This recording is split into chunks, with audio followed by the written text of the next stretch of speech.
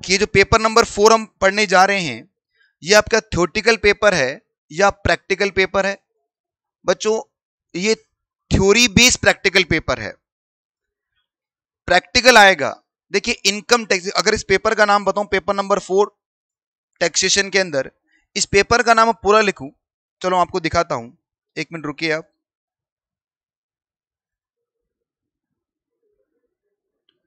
क्या बात है भाई, समझदार बच्चे भी हमारी क्लास में हैं। ये क्या है?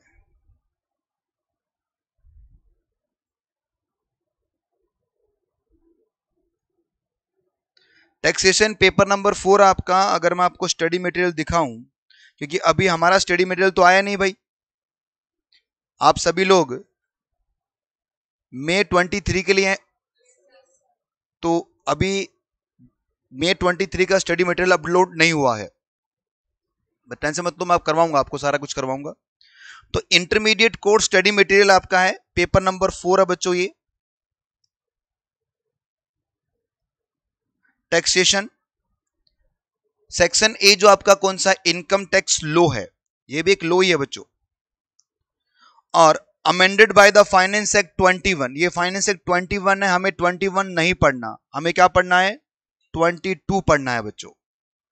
ये पुराना है, ये रेलेवेंट है मई 22 और नवंबर 22 एग्जामिनेशन के लिए। नवंबर 22 में जो एग्जाम लगेगा ना बच्चों का, उसमें रेलेवेंट है ये, हमारे लिए रेलेवेंट नहीं है बच्चों, क्योंकि हमें कौन सा पढ़ना है, फाइनेंस एक्ट 22 पढ़ना है। क्या सर फाइनेंस एक्ट 22 आ गया क्या? बिल्कुल आ गया बेटा, 1 फरवरी को बजट आता है। ये जो फरवरी 2022 निकला था, इसमें बजट आ चुका है बच्चों, जो अमेंडमेंट हुआ है, जो चेंज हुआ, वो सब आपको कवर करवाऊंगा मैं, ठीक है। तो हमें ये नहीं पढ़ना, हमें 22 पढ़ना है। तो ये फर्स्ट पेपर है आपका। और अगर इसमें हम बात करें, अगर मॉड्यूल आपको दिखाऊं,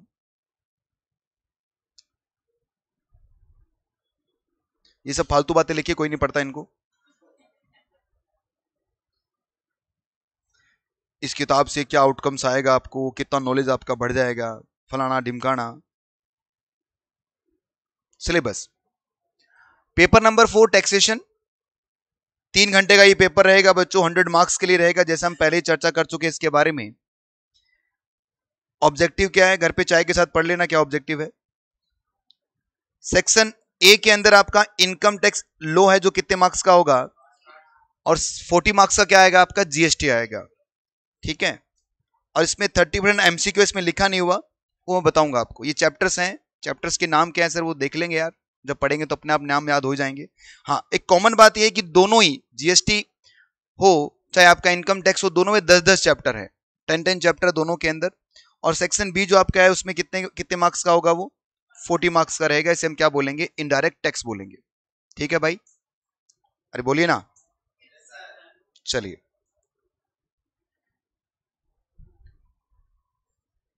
अब सबसे पहले मुझे बताइए, आपको कुछ मिला है क्या इनकम टैक्स के नाम का, यहां से कुछ नहीं दिया आप लोगों को?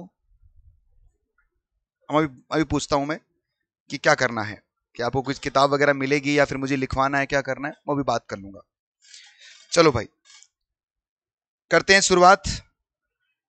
देखिए 60 मार्क्स के लिए रहेगा आपका इनकम टैक्स, तो मैं पहले इनकम टैक्स आपको पढ़ाऊंगा पूरा, उसके बाद में हम बात करेंगे जीएसटी की, ठीक है ना। 60 मार्क्स का रहेगा इनकम टैक्स, हम पहले इनकम टैक्स पूरा करेंगे और उसके बाद में जीएसटी हम बाद में पढ़ेंगे। तो इनकम टैक्स, अगर मैं इसको तोड़ के बोलूं, इनकम पर जो टैक्स लगेगा उसे हम क्या कह देंगे सर, इतना आसान, बिल्कुल खत्म। तो इनकम पर जो टैक्स लगता है बच्चों, वो होता है इनकम टैक्स। वर्ड टैक्स का मतलब क्या होता है, इन्होंने कहा sir payment to the government, या फिर एक compulsory payment to the government, या वॉलंटरी पेमेंट। वॉलंटरी नहीं होता क्या, मतलब आपकी इच्छा हो तो टैक्स दे देना, नहीं तो कोई बात नहीं, जयराम जी की। तो अंबानी जी क्या बोलेंगे, जयराम जी की। एक वॉलंटरी पेमेंट नहीं है बच्चों, ये कंपलसरी पेमेंट है, आपको देना पड़ेगा अगर आप पर इनकम टैक्स एक्ट अप्लाई हो गया। क्वेश्चन ये उठता है कि सर एक पैसा जो मैंने कमाया, मेहनत से पैसा कमाया बच्चों, सुबह उठते हैं, भागते हैं, इतनी मेहनत करते हैं, फिर 2 पैसे कमा पाते हैं, 4 पैसे कमा लिया, 4 पैसे। अब ये पैसा तो मैंने कमाया है ना, मेरी मेहनत है। इस मेहनत से मैं गवर्नमेंट को क्या दूंगा? टैक्स दूंगा। क्यों? सोचिए, क्यों दूं मैं टैक्स? अरे मेरा पैसा है, मेरी मेहनत से मैंने कमाया है, रिस्क मैंने लिया, कैपिटल मैंने इन्वेस्ट की है। जब नुकसान होगा क्या गवर्नमेंट मुझे कुछ देने आएगी क्या? नहीं। तो प्रॉफिट में किस बात का मुझसे टैक्स मांग रही है? तो क्वेश्चन ये उठता है, सर गवर्नमेंट हमसे टैक्स क्यों लेती है? कोशिश करो बेटा। हाँ जी। इन्होंने कहा सर सोसाइटी को आप यूज करते हैं, इसके रिसोर्सेज यूज कर रहे हैं, तो इसको आपको पे बैक करना पड़ेगा, इसलिए आपको क्या देना पड़ता है? टैक्स देना पड़ता है। और कोई? कंट्री की डेवलपमेंट के लिए आपको टैक्स देना पड़ता है। क्यों? कंट्री का ठेका मैंने ले रखा है क्या? चलो कोई बात नहीं, फिर भी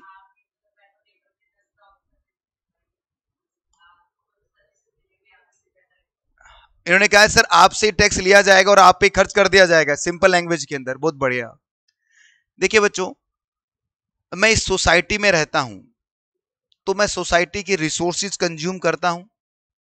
आज मैं आराम से यहां बैठा हूं क्लास के अंदर, या आप आराम से बैठे हैं घर से बाहर निकल के।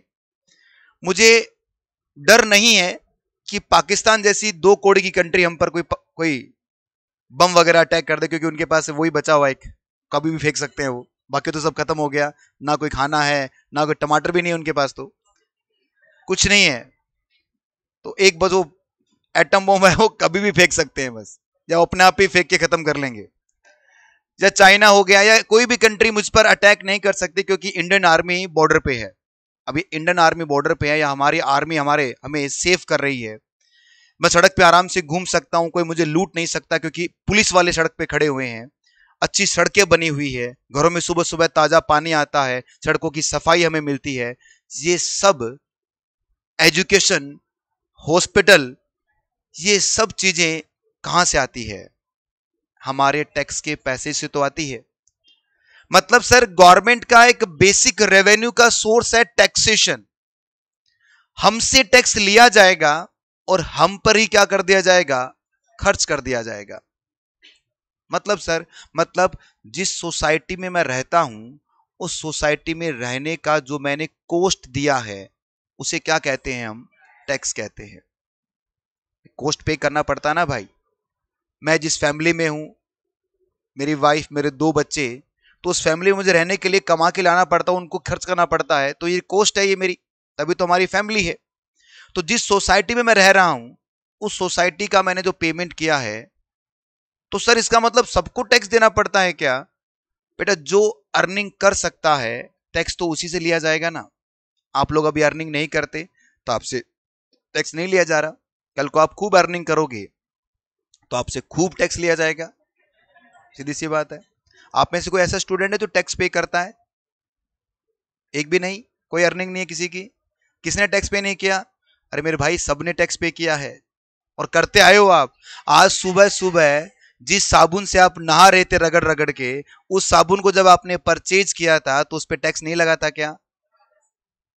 वो जो चिप्स आप चपर चपर खा जाते हो, उस चिप्स में भी बेटा क्या इंक्लूडिंग है? हाँ, आपने जो टैक्स पे किया वो इनडायरेक्ट टैक्स पे किया है, आपने डायरेक्ट टैक्स पे नहीं किया। Sir what the difference between direct tax and indirect tax? बेटा जो इनकम को अर्न करता है, जो पैसा कमाता है, वो डायरेक्टली गवर्नमेंट को जब पे करेगा, उसे हम डायरेक्ट टैक्स कह देते हैं। जैसे इनकम टैक्स, इनकम मैंने कमाया, मित्तल कॉमर्स क्लासेस में मैंने बच्चों को पढ़ाया, और बदले में इनसे ऑब्वियसली बात है पेमेंट चार्ज करता हूं, तो उन्होंने मुझे पेमेंट दिया, तो इनकम मेरी थी, उस पेमेंट पे मैंने गवर्नमेंट को मतलब टैक्स पे कर दिया, तो ये क्या हो गया? डायरेक्ट टैक्स हो गया। पर इनडायरेक्ट टैक्स में क्या होता है? आप डायरेक्टली पेड टू गवर्नमेंट नहीं करते।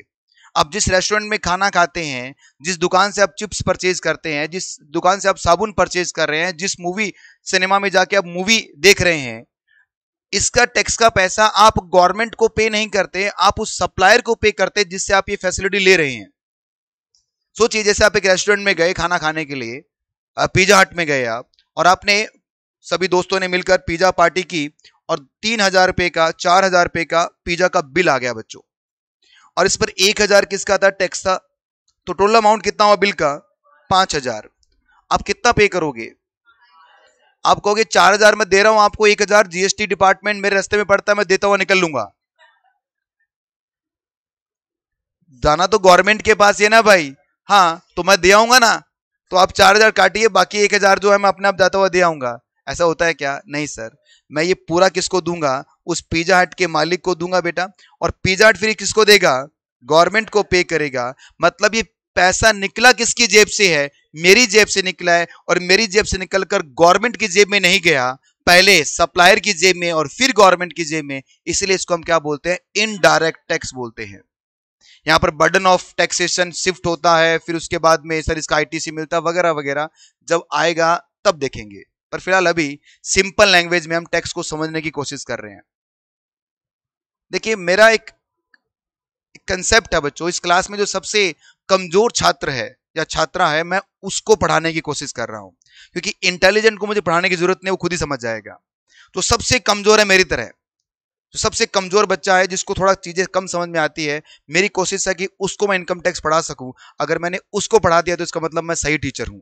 अरे इंटेलिजेंट को तो इशारा ही काफी है, वो खुद ही पढ़ जाता है।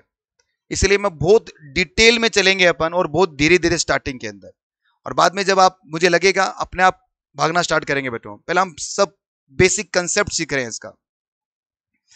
तो हमने सीखा सर टैक्स गवर्नमेंट हमसे इसलिए लेती है ताकि गवर्नमेंट अपनी रूलिंग कर सके, गवर्नमेंट हम पे खर्च कर सके, देश के डेवलपमेंट के लिए, इंफ्रास्ट्रक्चर के लिए, आर्मी के लिए, इन सब के लिए पेमेंट हो सके। इसलिए गवर्नमेंट हमसे क्या ले रही है? टैक्स का पेमेंट ले रही है। आई बात समझ में आपको?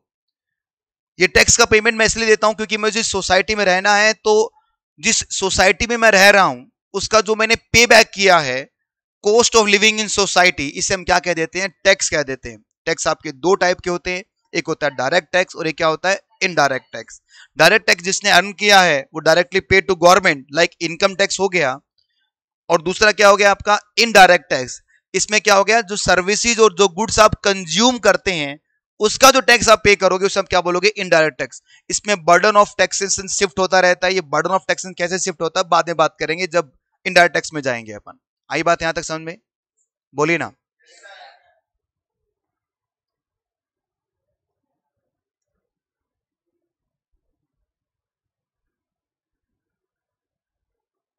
ये आपका फर्स्ट चैप्टर है, अभी फिलहाल आप देखिए।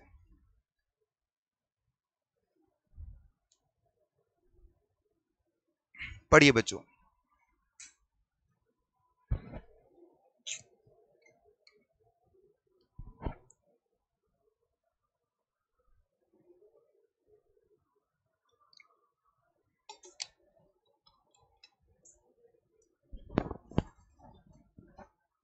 हाँ वही पै गया पल्ले, क्या लिखा हुआ है?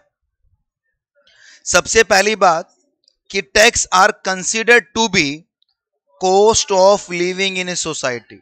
इसको हमने प्रूफ भी कर लिया। The tax levied by government, obvious सी बात है टैक्स गवर्नमेंट लगाती है to meet the common welfare expenditure of society. There are two type of taxes, एक तो क्या है और दूसरा क्या है? डायरेक्ट टैक्स क्या होता है थोड़ा डिफाइन कर रखा है हमारी मॉड्यूल ने, ये मॉड्यूल का पेज है बच्चों है। If tax is levied directly on income or wealth of person, then it is direct tax. A person who pay the tax to government cannot recover from someone else. तो ये क्या बन गया आपका? डायरेक्ट टैक्स बन गया। Burden of tax can not be shifted, जिसका income है उसी को टैक्स देना पड़ेगा। मेरी इनकम मैंने कमाई, आप टैक्स पे नहीं कर सकते। अंबानी ने इनकम कमाई, मैं टैक्स पे नहीं करूंगा। जिसने कमाया, जिसने किया वही भुगतेगा, मतलब जो कमाएगा वही टैक्स पे करेगा। एग्जाम्पल क्या दे रखा है बच्चों? Income tax. डायरेक्ट टैक्स में सिर्फ एक ही टैक्स है बच्चों, इनकम टैक्स, और कोई टैक्स नहीं है। पुराने जमाने में हुआ करता था गिफ्ट टैक्स, वो डायरेक्ट टैक्स में क्या कर दिया इन्होंने? मर्ज कर दिया। दूसरा इनडायरेक्ट टैक्स है बच्चों। Indirect tax, tax is levied on the price of goods और services, then it is the indirect tax. जैसे जीएसटी हो गया, कस्टम ड्यूटी। ये कस्टम ड्यूटी क्या होता है? जब आप इंपोर्ट या एक्सपोर्ट करते हो, इंपोर्ट मतलब इंडिया के बाहर से गुड्स इंडिया में मंगवा रहे हो आप, एक्सपोर्ट मतलब यहां से वहां जा रहा है, तो इस पर आपको एक ड्यूटी देनी पड़ती है, इंपोर्ट ड्यूटी और एक्सपोर्ट ड्यूटी। इसको एज ए कंबाइंड हम क्या बोलते हैं? कस्टम ड्यूटी, ठीक है। In case of indirect tax the person paying the tax pass on the incidence of the other person. इसका मतलब क्या है, हम पढ़ेंगे बच्चों जब मैं आपको जीएसटी पढ़ाऊंगा, अभी इस पे चर्चा नहीं करने वाला मैं। तो कहने की बात है कि सर इंसिडेंस क्या होगा आपका, पास ऑन होता रहेगा। सर ये क्या इंसिडेंस पास होता ना रहेगा, करेंगे बात बात। आपको आता भी है तो अच्छी बात है, नहीं आता तो कोई बात नहीं। अभी मेरे को नहीं आता, ये जब आएगा तब देखेंगे इसको, ठीक है ना। पढ़ के आऊंगा घर से फिर बताऊंगा। बढ़ते हैं आगे। टैक्स के दो टाइप है बच्चों, एक कौन सा है, दूसरा कौन सा है, इनडायरेक्ट टैक्स। डायरेक्ट टैक्स में दो टैक्स है सर, आपने तो एक ही बताया था। हाँ बच्चों, पहला कौन सा है और ये कौन सा है, tax on undisclosed foreign income and assets.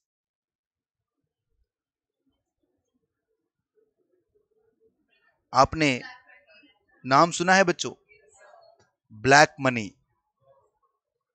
क्या होती है ब्लैक मनी, हाँ जी, जो छुपा लेते हैं हम जो गवर्नमेंट की नजर में नहीं पड़ती, वो सब ब्लैक मनी है। जैसे ब्लैक मनी बोलते हैं तो लोगों के दिमाग में यह चलता है कि सर डर्टी मनी। अरे भाई डर्टी मनी नहीं है, ब्लैक मनी को कमाने में भी उतना ही पसीना आता है जितना क्लीन मनी को कमाने में आता है। सोचिए, मित्तल कॉमर्स क्लासेस को मैं बोलता हूं सर ये GI 7 जो बैच है ना, इसका पेमेंट मुझे आप कैश में कर देना। बताओ बेटा इसका मतलब क्या हो गया, मैं GI 7 के बैच की इनकम को गवर्नमेंट के सामने डिस्क्लोज करना नहीं चाहता। इनको कहा सर मुझे कैश में पेमेंट कर देना, और जयराम जी की मतलब जब तक ये रिकॉर्ड में नहीं आएगा तब तक उस पर मुझे टैक्स पे नहीं करना। तो अगर किसी इनकम को मैं क्या नहीं करता, डिस्क्लोज नहीं करता, वो अनडिस्क्लोज रह जाएगी, चाहे वो फॉरेन इनकम हो चाहे वो कोई भी एसेट से इनकम हो, तो उसे हम क्या कह देंगे, ब्लैक मनी कह देंगे। और अगर एक बार ब्लैक मनी पकड़ी जाती है उस पर 78% से टैक्स लगता है बच्चों। 78% तो टैक्स रेट है, फिर 300% पेनल्टी भी लगती है सेक्शन 271A की। मतलब सर अरे जो है वो तो जाएगा और जो था वो भी चला जाएगा, तो कभी ब्लैक मनी। तो सर हमने तो सुना है सीए ब्लैक मनी को कन्वर्ट करता है। बिल्कुल बच्चों, हमारा यही तो काम है। बिल्कुल भाई, क्या दिक्कत है। देखिए हम टैक्स प्लानिंग करके देते हैं, हम कभी टैक्स इवेजन के लिए नहीं बोलते किसी को। एक मेडिकल स्टोर पर आपका पेट दर्द हो रहा है, आप मेडिकल स्टोर पे जाते हैं कि यार भैया पेट में दर्द हो रहा है, पता नहीं क्या हो रहा है, सुबह से गुड गुड गुड हो रहा है, कुछ बताओ ना। उसने कोई टैबलेट निकाली दे दी, कला 5 रुपए 10 रुपए 50 रुपए जो भी लिया आपने खा लिया, या तो सही हो जाएगा। पर डॉक्टर ऐसे करता है क्या, वो क्या करता है बच्चों, वो चेक करता है। ये फर्क है टैक्स इवेजन और टैक्स प्लानिंग के अंदर। सीए के पास जो पर्सन आता है, हमारे पास जो लोग आता है, जो भी लोग आएंगे हम उसको प्लानिंग करके देंगे, हम इवेजन नहीं करते। इवेजन करना बहुत आसान है, टैक्स की चोरी करना कोई मुश्किल चीज थोड़ी है, मत दिखाओ। अरे इनकम को मत शो करो, बन गया टैक्स की चोरी हो गई। चोरी करने में कोई बड़ी चीज नहीं है बच्चों, असली चीज क्या है, प्लानिंग के अंदर है। प्लानिंग का मतलब क्या हो गया कि सर इनकम टैक्स के प्रोविजंस को आप हाथ में रखेंगे और आप क्या करके देंगे, सामने वाले का टैक्स प्लानिंग करके देंगे। अरे तभी तो हमारे पास आएगा क्लाइंट। समझ में आ रहा है। देखिए हमारा जो प्रोफेशन है वो सबसे बढ़िया है। मैं इसलिए नहीं कहता कि मैं सीए हूं, मैं इसलिए कहता हूं बच्चों क्योंकि हमारे पास बताइए कब आएगा कोई आदमी, एक क्लाइंट हमारे पास कब आता है बताइए बच्चों, जब उसके पास खूब पैसा हो गया है, अब उसे वो संभल नहीं रहा, क्या करे, वो समझ में नहीं आ रहा उसको क्या करूं यार मैं। वो सीए साहब से पूछते हैं सर ये 2 करोड़ की एंट्री है, ये 5 करोड़ की प्रॉपर्टी परचेज कर ली है, वाइफ को डायमंड का नेकलेस दिला दिया, क्या करे सर बताओ ना सर। आ बैठ, कुछ हमें दे, बाकी प्लानिंग करके बताएंगे। क्योंकि जब आदमी खूब पैसा कमाता है तभी क्या होता है, सीए के पास पहुंचता है। पर डॉक्टर के पास कब जाता है कि सर आज बहुत खुश हूं मैं, एक टिक्का लगा दो, एक टैबलेट दे दो सर, बहुत मजा आ रहा है आज लाइफ में। नहीं साहब, एडवोकेट के पास कब जाता है, परेशान बुरी तरह। कभी हॉस्पिटल में जाके खड़े होके देखना बच्चों, आप किसी के भी चेहरे पर आपको हंसी नजर नहीं आएगी, किसी के चेहरे पर भी नहीं। हाँ, वो बच्चों का हॉस्पिटल नहीं होना चाहिए जहां पर वो बच्चे जन्मते हैं, वो वाला नहीं होना चाहिए भाई। बाकी नॉर्मली आप जाइए, सब परेशान होते हैं, कोई नीचे बैठा है, कोई साइड में बैठा है, कोई फोन पे लगा हुआ है, कोई गेम खेल रहा है, पर हंस कोई नहीं रहा। क्यों? क्योंकि खुश होके कोई नहीं जाता उनके पास। मैं ये नहीं कहता कि सर डॉक्टर प्रोफेशन बेकार है, अरे भाई बहुत बढ़िया, भगवान के बराबर रखा हुआ है, डॉक्टर को तो भगवान के बराबर रखा है, क्योंकि कोविड में उन्होंने बहुत लोगों की जान बचाई है। बट मैं अपनी प्रोफेशन की बात कर रहा हूं। अपना प्रोफेशन इतना बढ़िया है कि जब आपके पास खूब पैसा होगा तब हमारे पास आते हैं, तो हमारा प्रोफेशन तो सबसे बेस्ट है। तो ब्लैक मनी का मतलब हुआ अनडिस्क्लोज इनकम, ऐसी इनकम जो आपने गवर्नमेंट को डिस्क्लोज नहीं की है, जिसको आपने रिकॉर्ड नहीं किया, उसे आप क्या बोलेंगे? Black money. और ब्लैक मनी पर टैक्स कितना आता है? 78%। अभी आपके पास मॉड्यूल वगैरह नहीं है, मैं अभी आपको 10 मिनट बाद लिखवाना स्टार्ट करूंगा कुछ, पर एक बार थोड़ा सा इसमें देख लेते हैं अपन। और इनडायरेक्ट टैक्स में 2 टैक्सेस आते हैं बच्चों, एक तो क्या आता है? GST, goods and services tax, और दूसरा क्या है? Custom duty. अब इसके बाद में ये जो लिखा हुआ है, ये समझ में नहीं आ रहा मुझे क्या लिखा हुआ है। Why are the tax levied? क्यों भाई गवर्नमेंट क्यों लगाती है? पढ़ना एक बार। आपकी क्लास कितने बजे तक है मेरी? 1:30।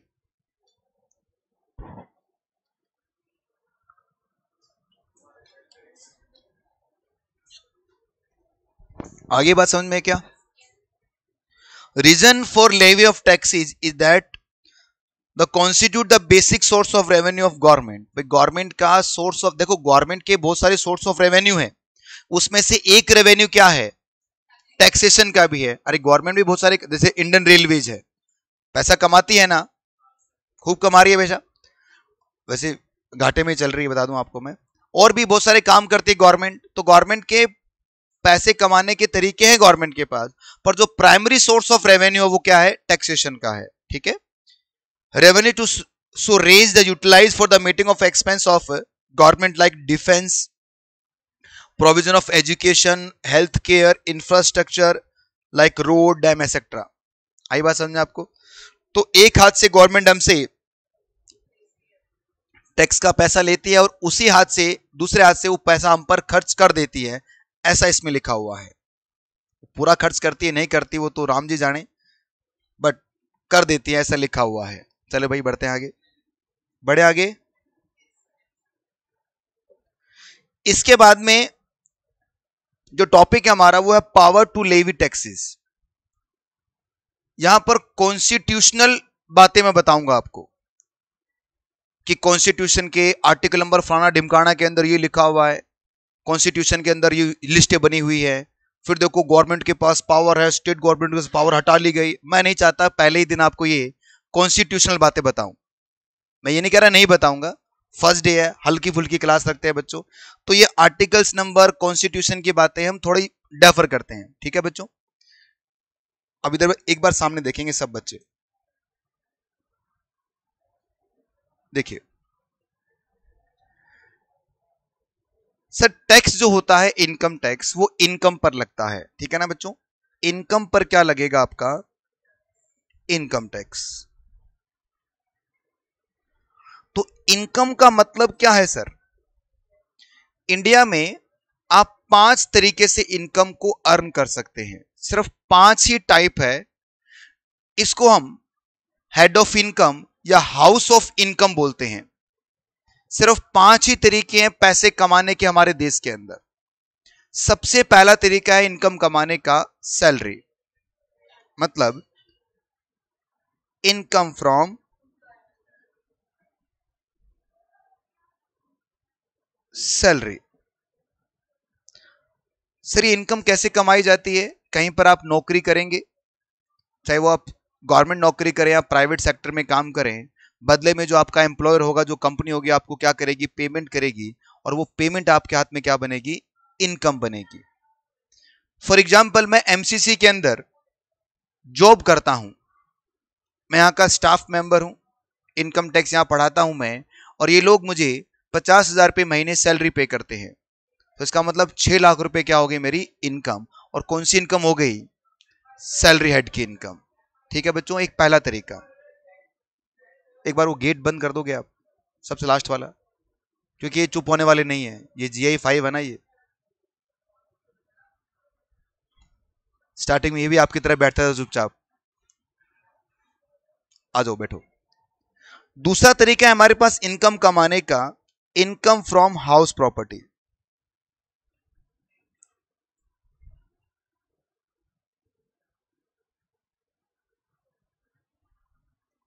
मतलब सर, मतलब मेरे पास एक मकान है जिसको मैं क्या करूंगा, रेंट पर दूंगा, और मुझे बदले में क्या मिलेगा, रेंट मिलेगा। बहुत सारे लोग अपनी प्रॉपर्टी को रेंट पर देते हैं। अरे बहुत सारे छोड़ो, जिस बिल्डिंग में फिलहाल अभी आप बैठे हैं ये भी रेंटेड बिल्डिंग है। उसके ऊपर लिखा है हरिओम टावर। अब मुझे नहीं पता हरिओम जी की बिल्डिंग है या फिर ऐसे कोई हरिओम ऐसे लिखा हुआ है। तो मान लो हरिओम नाम का कोई पर्सन है जिससे एमसीसी ने, मित्तल कॉमर्स क्लासेस ने रेंट पर बिल्डिंग ले रखी है, और हम उसको 2 लाख रुपए महीने का रेंट दे रहे हैं, तो उसकी कौन सी इनकम हो गई, इनकम फ्रॉम हाउस प्रॉपर्टी। तीसरी इनकम बच्चों,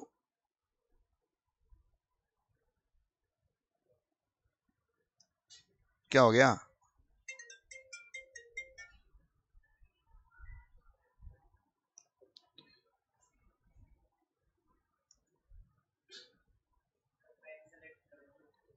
कौन सा सिलेक्ट करूं, ये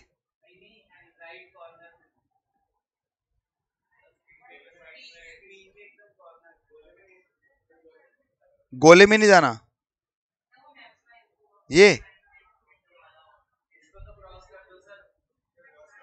रुको यार, इसमें से कुछ आता है मुझे पता है, क्लास में यही करते हैं हम तो।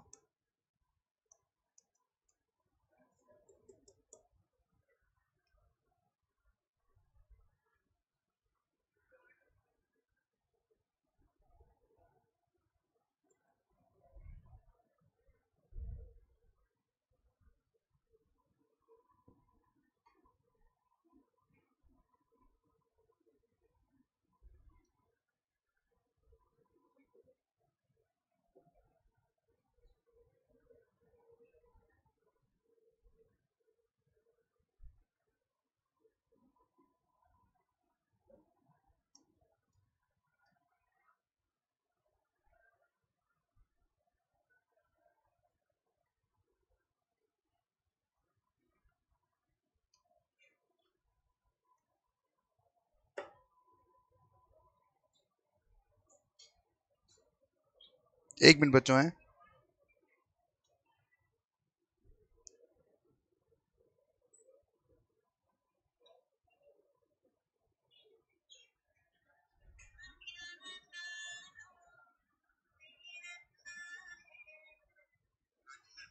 एक बार रूम नंबर 32 में आना यार, ये पेन नहीं चल रहा। 32 नंबर रूम में आओ एक बार, ये पेन नहीं चल रहा।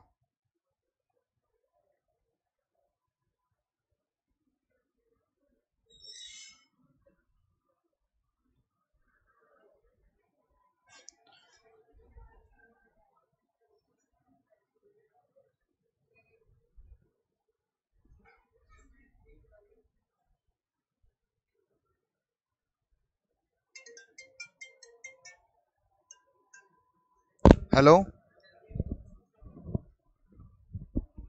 हेलो,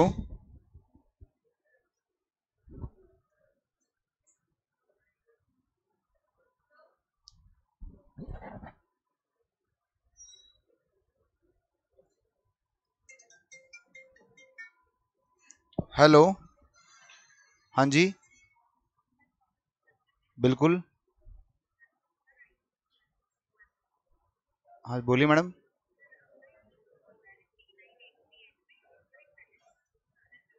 नहीं चाहिए मैडम।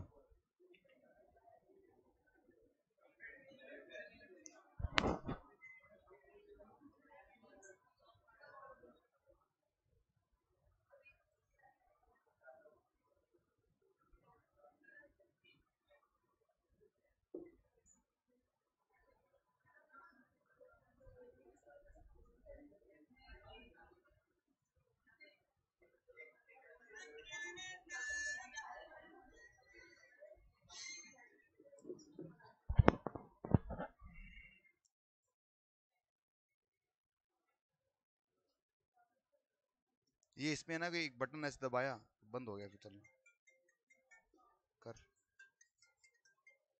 हाँ वो आ गया पंकज, इसी में से कुछ देख, शायद इसका माउस सेलेक्ट हो गया ये।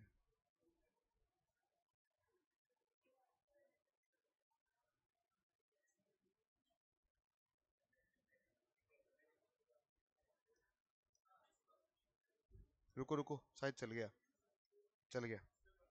क्या किया तूने?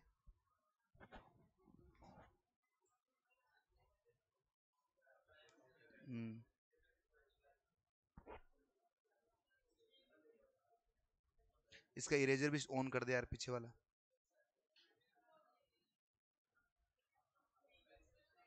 ऑन कर दे इरेजर, क्योंकि पीछे से भी लिखता ही है ये। नहीं मिट नहीं रहा, लिखा जा रहा है।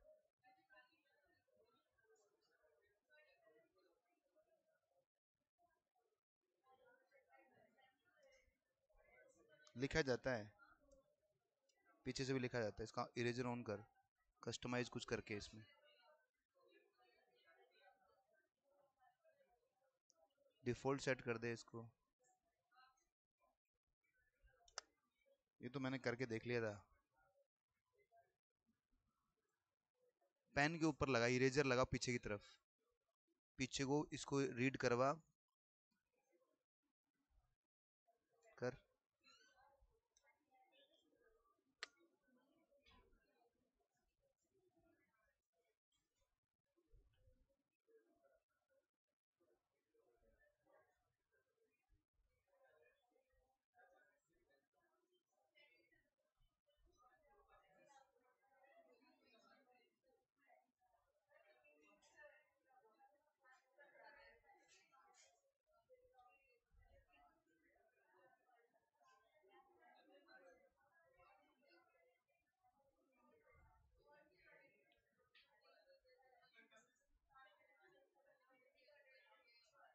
इससे कुछ नहीं होगा, इससे थोड़ी कुछ होगा। ये तो वो बताता है कि सही कर उसको वापस, सॉफ्ट मत कर इसको, वापस बीच में कर इसको, लिखा नहीं जाएगा ढंग से फिर। और हाँ होगा, हाँ सही है ये। हटा दे ये, एक बार डिसेबल कर दे इसको। अब डिफॉल्ट पे वापस सेट कर। चल कोई बात नहीं, बाद में कर लेना तू है, अभी तो क्लास चल रही है फिर।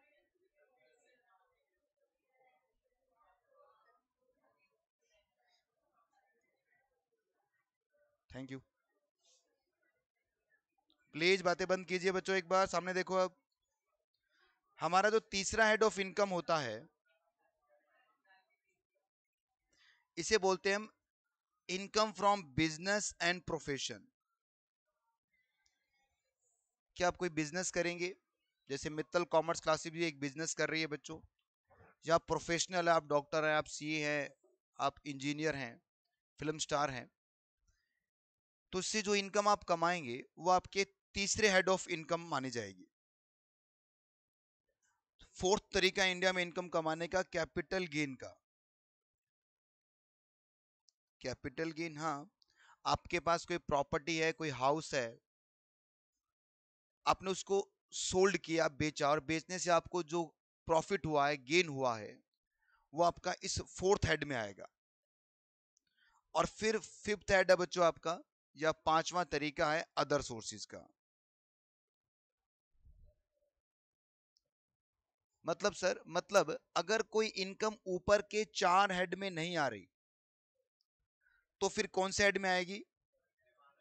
फॉर एग्जाम्पल कि केबीसी के अंदर मैं गया, नाम सुना है केबीसी का, कौन बनेगा करोड़पति, और वहां अमिताभ बच्चन ने मुझसे क्वेश्चंस पूछे और मैंने सही सही जवाब दिए और मैंने 10 लाख रुपए जीत लिए। अब बताइए, क्या अमिताभ बच्चन ने मुझे सैलरी दी है क्या? इसका मतलब ये सैलरी की इनकम तो नहीं है मेरी। क्या कोई रेंट पे किया, क्या मैंने कोई बिजनेस किया उनके साथ, या कोई प्रॉपर्टी बिकी है, इसका मतलब ये इनकम कौन सी है? अब ऐसी कोई इनकम जो ऊपर के चार हाउस में नहीं आ सकती, चार हेड में नहीं आ सकती, वो कहां पर जाती है? पांचवें हेड में, जिसका नाम क्या है? Income from other sources. Okay sir. जैसे इंटरेस्ट की इनकम हो गई, डिविडेंड की इनकम हो गई, कैजुअल इनकम हो गई, लॉटरी वगैरह की, ये सारी इनकम कहां पर जाती है बच्चों? आपकी इनकम फ्रॉम अदर सोर्सेज। और आपको बता दूं, हमारा जो सिलेबस है, उस सिलेबस का 60% एरिया यही है। इनकम टैक्स की बात कर रहा हूं खाली, तो इनकम टैक्स में 60% तो आपका इन पांच हेड की इनकम पे ही टाइम लगेगा अपना। इन सभी इनकम्स को जो आप जोड़ देते हैं, आप टोटल कर लेंगे आप, मैं ये नहीं कहता कि इनमें से कोई एक हेड से आपकी इनकम होगी। कमाने को तो आप पांचों हेड से इनकम कमा सकते हैं, या फिर कम से कम एक हेड से तो इनकम आपको कमाना पड़ेगा। फॉर एग्जाम्पल, मैं मित्तल कॉमर्स क्लासेस में काम करता हूँ और ये लोग मुझे सैलरी पे करते हैं 50,000 रुपीज पर मंथ की। तो इसका मतलब क्या हो गया? इसका मतलब मैंने कौन सी इनकम कमाई है? सैलरी हेड से इनकम कमा ली, इन्होंने मुझे सैलरी पे की है। मैं जिस मकान में रहता हूं उसका ऊपर वाला हिस्सा मैंने रेंट पे दे रखा है, होता ना, नीचे रहते ऊपर रहते, तो उससे मुझे जो इनकम आती है वो कौन सी इनकम हो गई? यहां से जाने के बाद में थोड़ी बहुत प्रैक्टिस भी कर लेता हूं, कुछ क्लाइंट है मेरे, उनकी रिटर्न फाइल कर देता हूं, तो मुझे कुछ इनकम आ जाती है। मतलब कौन सी इनकम? और इस साल मैंने अपने पुश्तैनी मकान को बेचा और बेचने से मुझे कुछ गेन हुआ, तो कौन सी इनकम आ गई? और सबसे लास्ट में मुझे कुछ इन्वेस्टमेंट से क्या मिला? डिविडेंड मिला, या फिर मुझे विनिंग हुआ, तो कौन सी इनकम आ गई? मतलब सर, मतलब ये है कि एक पर्सन पांचों हेड की इनकम भी कमा सकता है, या इनमें से एक इनकम भी कमा सकता है, पर एक होनी जरूरी है। पांचों भी हो सकती है, दो भी हो सकते हैं, तीन भी हो सकती है, पांचों भी हो सकती है, पर एक कम से कम होनी चाहिए। तब आपकी आप पर क्या लगेगा? इनकम टैक्स एक्ट अप्लाई हो जाएगा। अगर इन सबको आप टोटल कर दें, अगर आप इन सब का टोटल कर लें, तो ये टोटल क्या बन जाएगा बच्चों? Gross total income. आप लोगों को लिखना है भाई, ये कॉपी निकालिए, लिखना है ये। थोड़ा टेढ़ा मेढ़ा जरूर है, पर लिखो इसको। सही से लिखा नहीं गया ये, थोड़ा सा इसको सीधा कैसे करूं मैं? ठीक है। इस ग्रोस टोटल इनकम में से आप माइनस करते हैं, घटाते हैं। क्या आप माइनस कर दोगे? अंडर चैप्टर 6A डिडक्शन,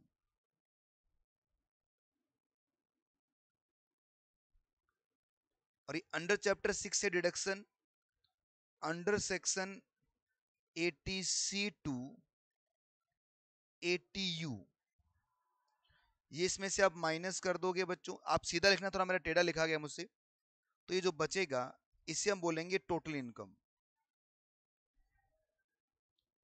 ये होती है आपकी टोटल इनकम। और यही वो इनकम है बच्चों जिस पर क्या लगता है? टैक्स लगेगा। इसी पर आप अप्लाई क्या करेंगे? टैक्स रेट अप्लाई कर देंगे।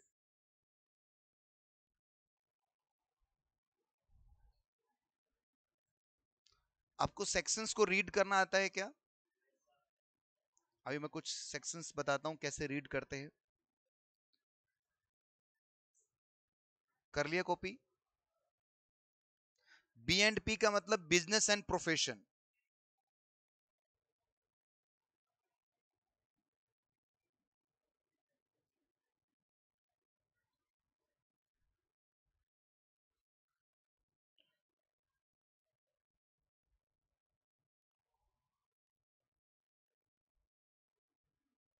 ये 6A है बच्चों, रोमन वाला 6 होता है ना, 5 और 6 वाला।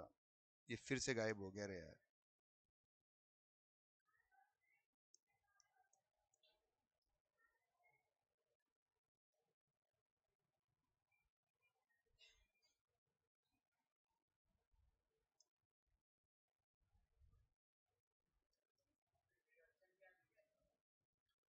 डिडक्शंस अंडर सेक्शन यूएस का मतलब होता है ये फिर से बंद हो गया यार। यार क्या है रे ये?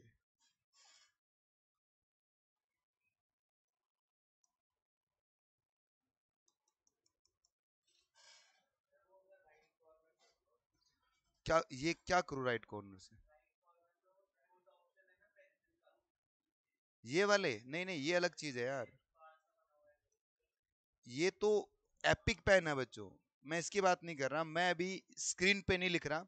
एपिक पेन से स्क्रीन पे लिखा जाता है, ये स्क्रीन पे लिख रहा हूं मैं। स्क्रीन पे नहीं लिखना मुझे, मुझे वन नोट में लिखना है। एपिक पेन को आप ऊपर नीचे नहीं कर सकते। अब वन नोट को हम ऊपर नीचे कर सकते हैं, देखो। ठीक है, तो ये चल नहीं रहा, ये चल गया, हो गया। देखिए मैं आपको सेक्शंस को रीड करना सिखाता हूं।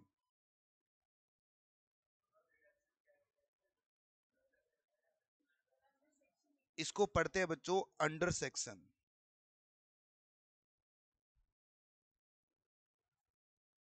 इसको यूएस से हम रिप्रेजेंट करते हैं। एक होता है अंडर चैप्टर,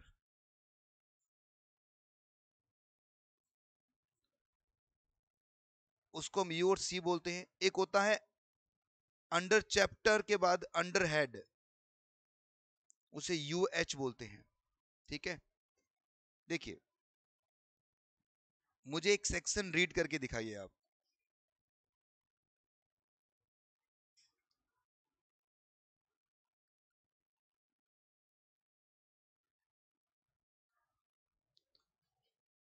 ये यूएस का मतलब है अंडर सेक्शन। ये है बच्चों, ये जो सबसे पहले नजर आ रहा है ये आपका है सेक्शन। इसके बाद में जो आपको नजर आ रहा है बच्चों, इसको हम कहते हैं सब सेक्शन।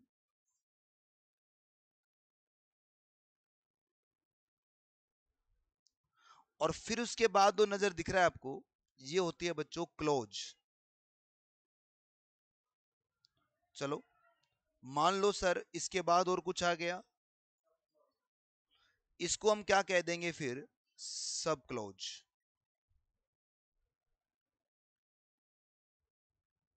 मान लो इसके बाद कुछ और आ गया, अब क्या बोलोगे, इसको बोल दोगे आप सब सब क्लोज। मतलब सर, मतलब अब जितने भी आगे चलते जाएंगे आप सब सब करते जाएंगे। आई बात समझ में? ऐसे रीड करते हैं। और आपको एक नई चीज बताता हूं कि जब भी सेक्शन की बात करें इनकम टैक्स के अंदर, सेक्शन हमेशा डिजिट से स्टार्ट होगा। और अगर सेक्शन में अल्फाबेट आता भी है तो वो कैपिटल लेटर का होगा। जैसे सेक्शन 112A, ये सेक्शन है बच्चों। 112A ये कोई सेक्शन नहीं है, या ये A112 ये कोई सेक्शन नहीं है। सेक्शन हमेशा स्टार्ट कहां से होगा, डिजिट से स्टार्ट होगा।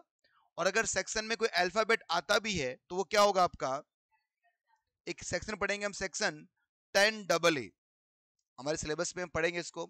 Section 112A, section 111A, section 115BB, section 115BBA, section 115BBDA। ये देखिए ये सेक्शन के नंबर है बच्चों, क्योंकि सेक्शन अगर होगा तो कैपिटल लेटर में आएगा। अगर सेक्शन के अंदर अल्फाबेट आता है, कभी भी AA10 ये सेक्शन नहीं हो सकता। हाँ 10AA ये आपका SCZ का सेक्शन है।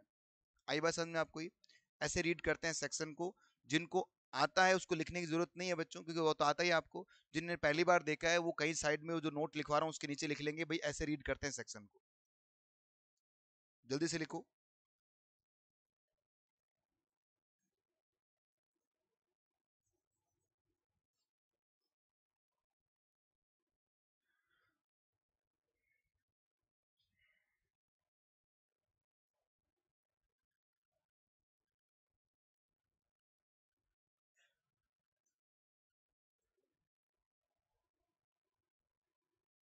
अंडर सेक्शन, इसकी बात कर रहे हैं क्या ये?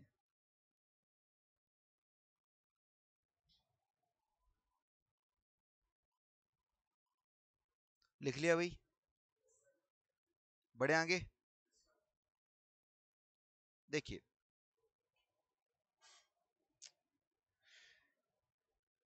मैंने इनकम कमाया, इनकम के 5 हेड है बच्चों, किसी भी हेड से मैंने इनकम कमाया, सैलरी से, बिजनेस से, कैपिटल गेन से, लॉटरी से, इंटरेस्ट से। तो जब मैं इनकम कमाता हूं तो मुझे टैक्स कब देना है सर? जैसे इनकम कमाई हाथ का टैक्स देना है, या फिर 2 महीने बाद, 1 महीने बाद, 6 महीने बाद, 1 साल बाद, या लाइफ में एक बार टैक्स देना है? हर साल टैक्स देना है। मतलब सर, मतलब गवर्नमेंट क्या बोलती है, देखो भाई पवन जी, आप पहले क्या करो, इनकम कमाओ। मैंने ये जो मेरा फाइनेंशियल ईयर है जो 1 अप्रैल 2022 से स्टार्ट होगा और ये एंड कब होगा 31 मार्च 23 को एंड हो जाएगा। ये फाइनेंशियल ईयर है बच्चों मेरा। इस फाइनेंशियल ईयर में मैं पूरी इनकम कमाऊंगा, कंप्लीट इनकम कमाऊंगा, अलग अलग हेड से इनकम कमाऊंगा। जब ये फाइनेंशियल ईयर पूरा हो जाएगा तो मैंने इस ईयर में इनकम को अर्न किया, ठीक है। तो जिस ईयर में मैंने इनकम अर्न किया है, जब तक 31 मार्च 2023 नहीं आएगा तब तक मुझे पता नहीं चलेगा ना कितना इनकम अर्न किया मैंने। साल पूरा हो गया, पता चल गया कि सर मैंने इतना इनकम अर्न कर लिया। अब मैं क्या करूंगा बच्चों, इस इनकम पे टैक्स पे करूंगा। तो इसके बाद का जो ईयर आएगा, इसके बाद का जो ईयर आएगा उस ईयर पे मैं इस इनकम पर क्या करूंगा, टैक्स पे करूंगा।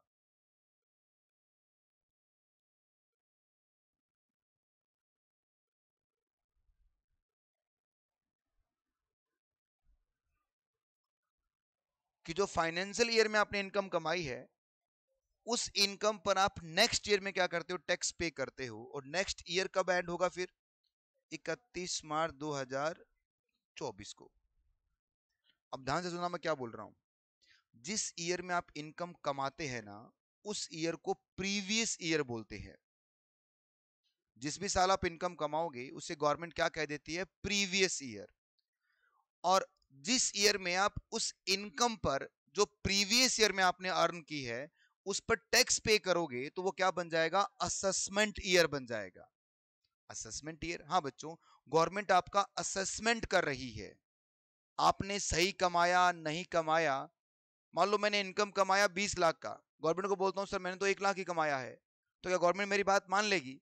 अंबानी कहता है कि सर हम तो बहुत बड़ी मुश्किल से 50,000 रुपए कमा पाते हैं पूरे साल के, क्या गवर्नमेंट मान लेगी उसकी बात? नहीं सर। गवर्नमेंट क्या करती है, उसका असेसमेंट मतलब स्क्रूटनी करती है, जांच पड़ताल करती है, सही करा नहीं किया। अगर जांच पड़ताल में पाया जाता है कि आपने कुछ गलत किया तो फिर उसके बाद में गवर्नमेंट के पास एक पूरा अलग से एक सेक्शन बना हुआ है जिस पर गवर्नमेंट क्या लगाती है, पेनल्टीज लगाती है। सर अगर इनकम टैक्स किसी पे बनता है और उसने पे नहीं किया तो सर गवर्नमेंट क्या कर सकती है, गवर्नमेंट जेल भी भेज सकती है। इंप्रिजमेंट का भी प्रोविजंस है बच्चों। अगर इनकम टैक्स बनता है आप नहीं पे करते तो गवर्नमेंट क्या कर सकती है, जेल की चक्की पीसिंग पीसिंग एंड पीसिंग। समझ आता है आपको ये? इसीलिए जिस ईयर में इनकम को अर्न करोगे उस ईयर को नाम क्या दिया गया है बच्चों, प्रीवियस ईयर। ये डायग्राम भी आपको बनाना है थर्ड पॉइंट में।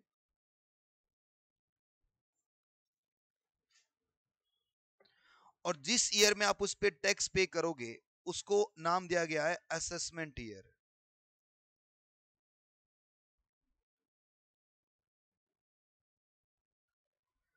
प्रीवियस ईयर को डिनोट करेंगे हम पी वाई से, असेसमेंट ईयर को बोलेंगे हम ए वाई। फिलहाल हमें फाइनेंस एक्ट 2020 पढ़ना है बच्चों, सॉरी 2022 पढ़ना है। तो इसलिए आपका प्रीवियस ईयर कौन सा होगा, जो 22 को स्टार्ट होगा और 23 पर एंड होगा। 22 को स्टार्ट होगा और 23 पर एंड होगा, ये क्या होगा आपका प्रीवियस ईयर। और इसके जस्ट अगला ईयर हो क्या बनेगा आपका, असेसमेंट ईयर। तो आपका असेसमेंट ईयर कौन सा है बच्चों बताओ, 23-24।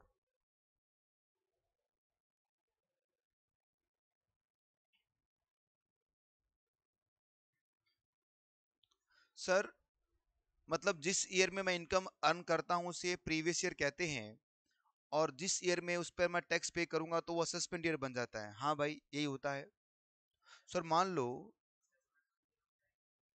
हाँ जी बिल्कुल बेटा, चैप्टर नंबर 10 के अंदर हम यही पढ़ेंगे कि कब टैक्स पे करना होता है।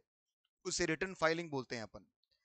रिटर्न फाइल करते हैं ना, रिटर्न फाइल करना जो अपना काम है सीए का, वो रिटर्न फाइलिंग बोलते हैं। उसकी ड्यू डेट आती है कब तक टैक्स पे करना होता है, कब नहीं करोगे तो कितनी पेनल्टी लगेगी, क्या इंटरेस्ट लगेगी, वो सब सीखेंगे पर समय पर। बहुत सारे, हाँ जी।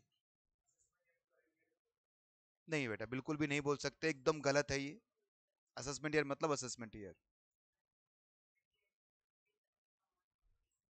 बेटा जब असेसमेंट ईयर में इनकम अर्न कर रहे हो तो वो असेसमेंट ईयर खुद भी तो एक प्रीवियस ईयर है। असेसमेंट ईयर क्या है बच्चों? किसी प्रीवियस ईयर की जान पहचान है कि ये प्रीवियस ईयर है, इसका ये असेसमेंट ईयर है, ये प्रीवियस ईयर उसका अगला असेसमेंट ईयर होगा। अब एक बात बताता हूं, इनकम टैक्स में चैप्टर 1 से लेकर चैप्टर 10 टोटल आपके 3 मॉड्यूल आएंगे बच्चों, इतना मोटा हो जाएगा। फिर उसके बाद में एमसीसी के 2 मॉड्यूल आपको मिलेंगे प्रैक्टिस क्वेश्चंस के लिए, इतना मोटा हो गया। फिर उसके बाद मेरे नोट्स मिलेंगे आपको, जो प्रिंट आउट खुद ही निकालने हैं, जो मेन जिसकी वजह से आप पास होंगे। नोट्स तो बिना नोट्स के तो चल ही नहीं पाओगे बेटा आगे। तो ये तो डीटी है, फिर उतना ही क्या है। सबसे ज्यादा जो आपको क्लास में दिखने वाला प्राणी वो यही है, जो आपके सारे संडे खराब कर देगा। रोज क्लास में आपको मिलेगा, रोज 2 घंटे 2.5 घंटे क्लास मेरी रहेगी। क्यों सर? सिलेबस इतना बड़ा है, बहुत बड़ा सिलेबस है बच्चों। आप जब आपका मॉड्यूल आएंगे आपके, तो देखना एक तरफ पूरा फर्स्ट ग्रुप रख देना और एक तरफ क्या रखना, सिर्फ डायरेक्ट टैक्स को रखना। 7-8 मॉड्यूल है बच्चों, जो पूरा का पूरा आपका फाउंडेशन में भी नहीं था। इतना बड़ा सिलेबस है हमारा। तो सर जिस हिसाब से आप चल रहे हैं कि हमारा सिलेबस पूरा हो जाएगा, बिल्कुल होगा बेटा। और दूसरा प्रॉमिस करता हूं आपको मैं, सबसे पहले मेरा ही सिलेबस पूरा होगा, क्योंकि 2 घंटे रोज क्लास लूंगा मैं, बाकी टीचर 1 घंटे लेंगे क्लास, पर सबसे पहले मैं फिनिश करूंगा। ठीक है? अरे देखिए सर, जिस ईयर में इनकम को आप अर्न करते हैं उसे आप प्रीवियस ईयर कहते हैं, और जिसमें उस पर टैक्स पे करेंगे वो क्या बन जाएगा? उसका असेसमेंट ईयर बन जाएगा। कुछ चीजें आपके दिमाग में कम घुसेंगी, आपको थोड़ा सा क्यूरियोसिटी रहेगी। जैसे इन्होंने पूछा सर टैक्स हम कब पे करेंगे, वो कौन सी डेट है? मैंने क्या बोला बेटा, चैप्टर नंबर 10 में देखेंगे अपन, उसे रिटर्न फाइलिंग बोलते हैं।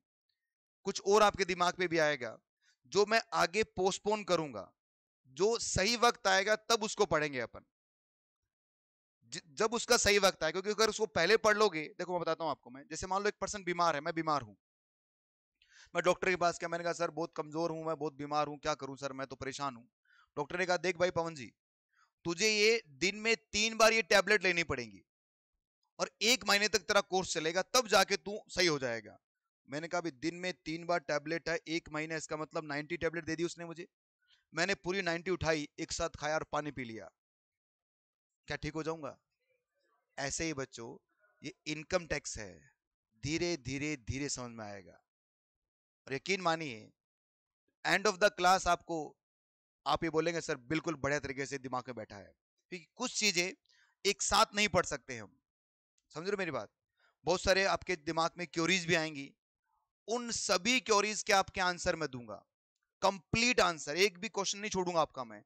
पर जब वक्त आएगा तब उसके अपने आप बात करेंगे अपन। ठीक है? आप तो क्या पूछोगे, मैं बताऊंगा कि डाउट कहां आते हैं, खुद मैं आपको बताऊंगा डाउट बेटा कहां आना चाहिए आपका। ठीक है? फिर फिलहाल